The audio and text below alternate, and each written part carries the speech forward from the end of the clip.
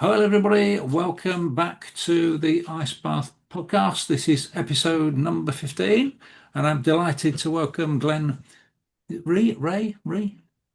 Yeah, think like Chris Rhea is Oh, the Rhea. best way. Right. Everyone Yeah. remembers Yeah. that, Colin. Chris Rhea Yeah. driving home for Christmas, but yeah, different season. Excellent. So I will remember that for the future. An excellent guest who has got a really strong background in compliance. Used to work for Thomson Reuters. Um, I'm going to let you do a bit of an introduction to yourself for our listeners, come viewers. Glenn, over to you, my friend. Well, Colin, firstly, thanks for having me on episode 15, and yeah, great to collaborate with you once again. Thanks for all of your listeners and viewers watching this podcast. So, Glenn Rhea is my name. Yeah, I've got a background in that space of compliance and risk management, slightly different to yourself in many ways. I come, I guess, more from the vendor side of serving the compliance and risk profession as opposed to a practicing compliance officer. So, can't pretend I'm legally trained. It's all, if you like, on the ground, on the job, learning the space of compliance and risk for best part of 20 years or so now. Yeah. Yeah, you're spot on. I joined a business which some might know called Thomson Reuters back in the 2000 and something era. And that was a great grounding for me actually because I managed to work with them in different parts of the world, which really exposed me to a lot of the rules and regulators and different supervision and guidance in the financial regulations, but also law firm regulators like the SRA in different parts of the world as well. So yeah, I've had the fun of living out of places like Dubai and working with regulators and the licensed institutions in places like the Gulf, Middle East, as I say, East Africa, Russia as well, and then obviously the UK for a good portion of my career as well. So yeah, I think I come from that grounding of the technology side, Yeah. serving the ever-changing landscape of compliance, which is, dare I say, a really fraught place to be when there's so much reading to do and tracking of rule changes to do. But I suppose it creates a job, and happy to network with those great compliance and risk professionals. Yeah, that's brilliant. I mean, that you must have seen some changes over the years for in the what. So you've worked in multiple jurisdictions. I'm guessing there are some quite stark differences between certain places. Pretty stark differences, and actually something that I'll never forget. In certain parts of the Middle East where I used to live and work, obviously, compliance officers would follow the rule book, the guidance, the rules and regs issued by whatever central bank or regulator that they're governed by. And in certain parts of the world, you've got this concept of nationalisation of employment, such is the way in the Middle East. Yeah. And so naturally, you want the local population to take the relevant roles in these key institutions. And yet, sometimes the rules and regs are not all available in every language. Mm. So, might be in Arabic, might not, might be in English, might not. And Yeah. yet, there's still a workforce shortage of skills in some locations. And so, the expat need to be in some of those positions obviously is required, and they might not speak Arabic if it's in No. Arabic, or they might not speak English if it's not in English, so to speak. And so, yeah, I've been involved in projects where literally we've had to translate entire rule books and structure and taxonomize the regulator's rule book so that they can serve the compliance officer who Yeah. doesn't speak said language. Quite basic when you think about it, because how Yeah. can you expect a compliance officer to read, comply, and educate a board or a committee on something they just can't understand? And so, believe it or not, there are institutions in the world who hire full-time translation teams just to translate because they can't understand the language it's being issued in.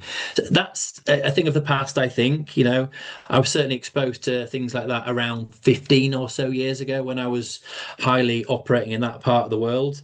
But yeah, obviously the world of AI has changed rules, regs. There's different level of enforcement now. The supervision's changed. But don't get me wrong, every jurisdiction is different.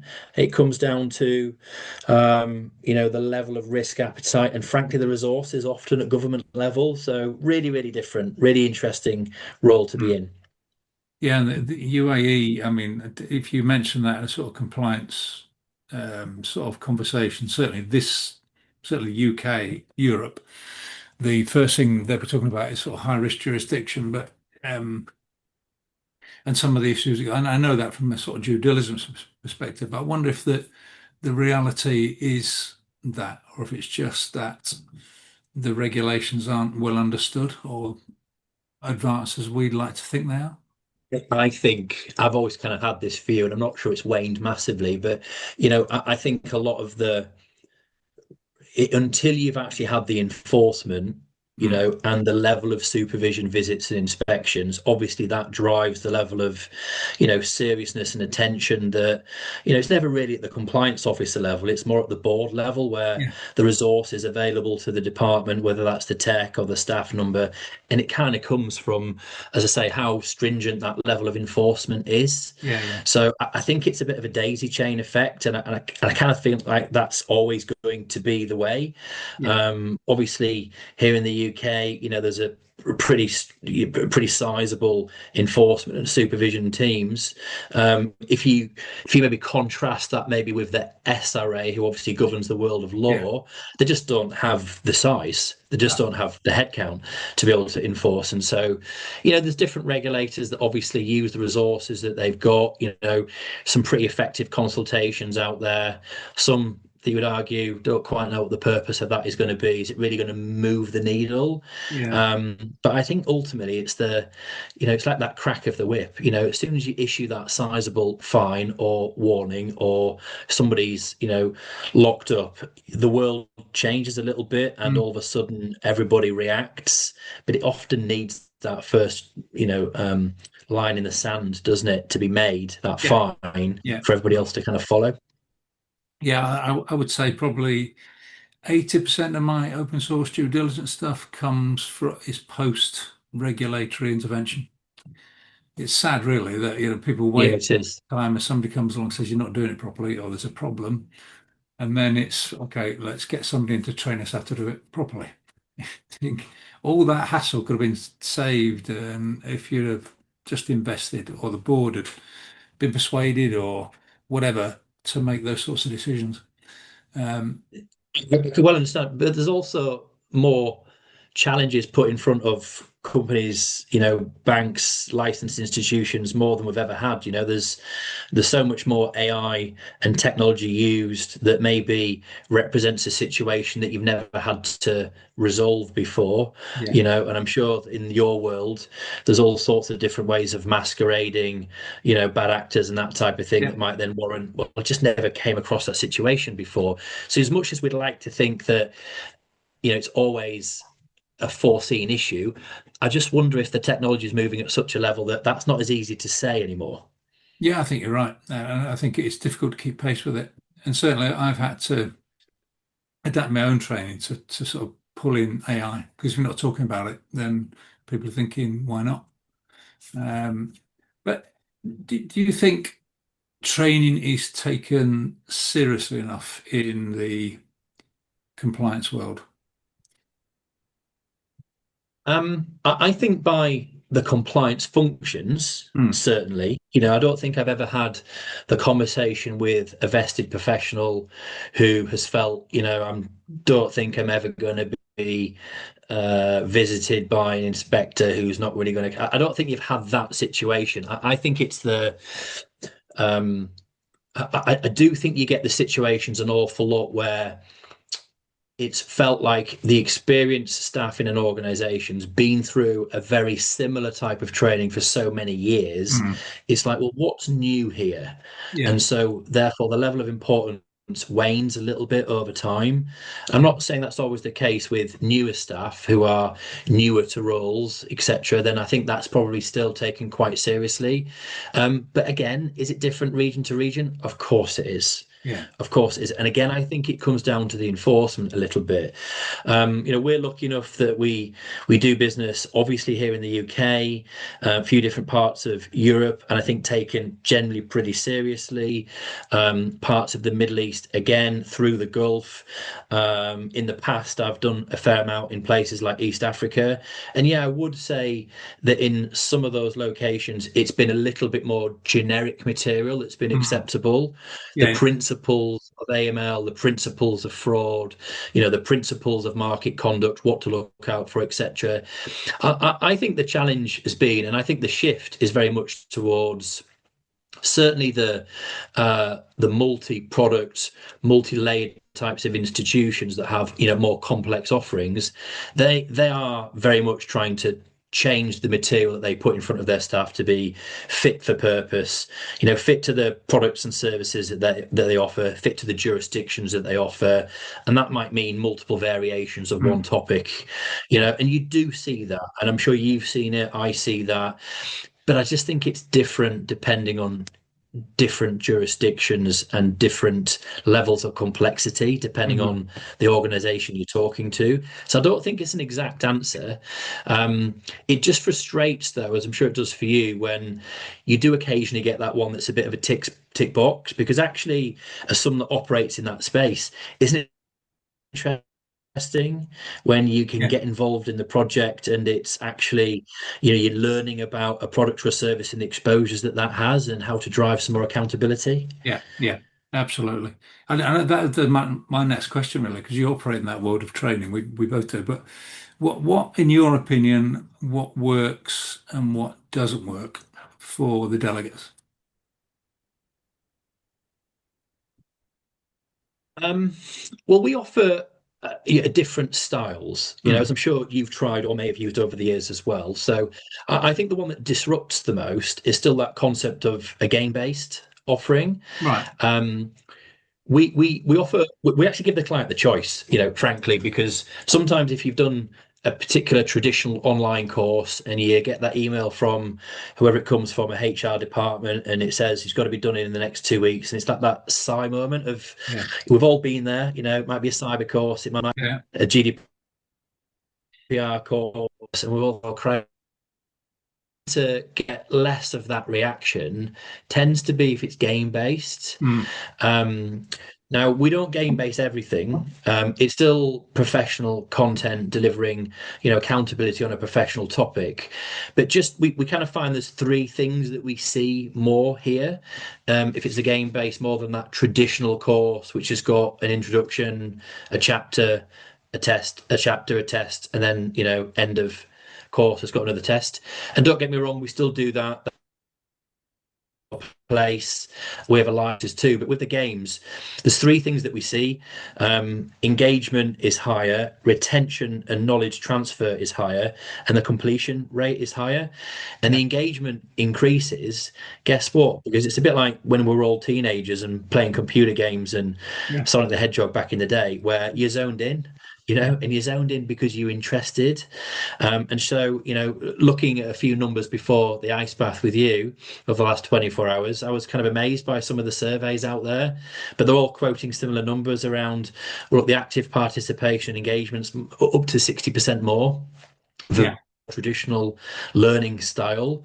And because you got the engagement and you're interested and you're zoned in that bit more, the retention of the content actually stays with you more. Yeah. And let's face it, as a training provider, you want to be able to play a part in the accountability transition to the staff. They've digested the pain points, etc. And so if you can transfer the knowledge, the content has increased. So that's a definite component. Uh, but more often than not, you just look at the results by the completion stats as a training provider. How many people would switch off halfway through or say they didn't have time? There's plenty of relationship managers, commercial, brokers and whatnot who are driven by numbers. And ultimately, this is pretty low down the list of things to do, which we get. But the completion rates are higher when you've got a game base, and we can see that versus our own, Yeah. traditional template courses. So Yeah. that's a bit of fun, and we've had some really interested clients who've trialed that among courses and given us some good feedback about their own, experiences and feedback internally. We tend to find that you don't get as much maybe content in those types of Mhm. courses because the concept is more about situation Yeah. Yeah. rather than trying to bore someone to death around rules and regs and those types of things. But yeah, I think for anyone that hasn't tried that, take a look. There's few options out there, and it's just a different level of user engagement. Yeah. No. So you offer the game-based training already? Yeah, we do. Yeah. So Yeah, as I say, we're an e-learning provider, which is our core business, all centered around those compliance and risk topics. But we make sure that if you like, the anchor courses, those AMLs and business ethics and fraud, those types of key courses, cyber, they've all got a game option. yeah, And as I say, often from their customers have said, well, can you make one relevant to me yeah. based on our own business? So that's involved in those types of programs. Yeah, and I certainly might. Again, my training is a little bit different. It's more about the investigation side, but sort of echo what you said there about the sort of practical side of things, exercises in the feedback. Again, probably 89% of the time, really enjoy the practical exercises. It really embedded in. It's the way I learn. I think it's the way most adults learn by actually doing, learning by doing. So yeah, definitely, because you want them to take a lot from it rather than sort of click in a box, don't you? Which the minute you say e-learning, a lot of people go, "Oh, it's that time again," as you said. They do, but you know what? Who else has the pain point? It's actually the poor folks that are actually administering this, and often that is the compliance officers of the organization. We're on a mission to rid this problem of. I hear it quite regularly. They've taken a subscription to a service which has, a lot of off-the-shelf material, and that's very difficult to maintain. But credit where credit's due, they cover an awful lot of topics, and do a good job. That all said, how many times have we all heard a compliance professionals had to log into these courses, a bit like a design template, and they've had to go in themselves, change the content, even change the graphics. So what they've actually licensed is like a design template. Yeah, yeah, They haven't actually licensed an end product yeah. that's relevant for them. And so you might as well buy yourself an authoring license and start designing content No, yourself. So definitely. that just frustrates me, as a newer business. And I've worked on both sides of the fence, to be fair. I've been in that side of organizations too, but that's just not what we want to achieve. We want to rid that burden from the compliance professional Yeah, who's spending hours building something, having paid for a service, and I just don't think that's right. yeah. It's interesting you mentioned AI as well, because one of my questions, I think it's going to impact on real world practical training in a way you've answered it, I think. But one of the comments from the course that we ran last week, one of the ladies said she's got real concerns it's going to impact upon the arts, so the creative arts. But I do think that training is an art in itself. It's about it's the delivery of something that's creative and engaging, and people are learning from it. I don't know what your thoughts are on the use of AI, because I see lots of ways it I can. mean, I certainly go back to colleagues that I've worked with in the past where, particularly if you're just talking e-learning, you've got this concept of a designer, but an instructional designer. Mm, So that is an occupation in itself, which I'm sure you're familiar with. So yeah, there is the art form of turning what is a piece of content into something that is effective learning, yeah, so whether that be animation, video, text, interactions and animations, ultimately you're just trying to keep the users engaged. And it is an art form in itself to yeah, convey, do this with that, and then make that happen. And then the designers can use all their creative skills to actually make that happen. But it needs somebody with that kind of like creative brain of turning content into visualizing an end output. And yeah, so don't get me wrong, AI is disrupting that. There are plenty of tools out there these days which are saying and suggesting that they can, prompt away with different abilities to aggregate, different file types and whatnot with a few prompts, and all of a sudden promoting that they've got a course that has kind of skipped that instructional step. I think in the reality, it's helping along the journey. I don't think it's ever going to serve, or at least not yet, a final end product. But you'd be crazy not to study that market shift. And if you are an instructional designer, if ever been that's been your space, starting to think about how you can use the tools yourself and maybe reskill yourself up to be a bit more of a polisher of yeah, content as opposed to the creative designer of content, because AI is kind of taking that space away a little bit. So I don't think it's anything to be afraid of in the world of training. It's more as a training provider. I think it's more just provided more options. So I think yeah, it's quite good Yeah, to be in that space. yeah, It's yeah, but obviously AI in itself is a topic to be trained upon, and that is a different challenge in itself. completely. Yeah, you're quite right. Maybe an e-learning course. Um, we've actually been talking for nearly 20 minutes. It's flown by. So last question then. And it's more of a, it's a comment that you often hear, not always voiced, but it's there in the background. E-learning, tick box or effective tool? Well, I've always subscribed to the viewpoint that it's an effective tool, but we promote hybrid blended learning. Mm, You know, like any organization, it's built to raise the level of awareness of key topics and topics that you need to deliver at reasonable mass on a regular basis. And for that reason, it's got a great value point. However, if you've got more high risk departments, those more exposed to, challenging transactions, of course, you need that deeper level of training with a yeah, more, with an instructor probably, or certainly something that's deeper than a traditional half an hour, 1 hour online course. So I think both is probably fair, Colin, if that is yeah, not too on the fancy as a final departing comment. But I just think blended learning's been as part of our way of working for quite a while now, and I still see that being important. yeah. No, I agree. No, well, it's been an absolute pleasure. Thank you for coming on. I'm sure people are going to find this interesting.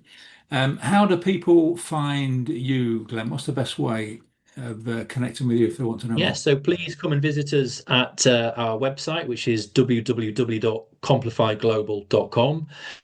Please feel free to drop me a personal LinkedIn note. I'm on LinkedIn, Glenn Rhea. Love to have a chat or make any introductions or hear any contrasting views from any of your listeners. Brilliant. Thank you very much.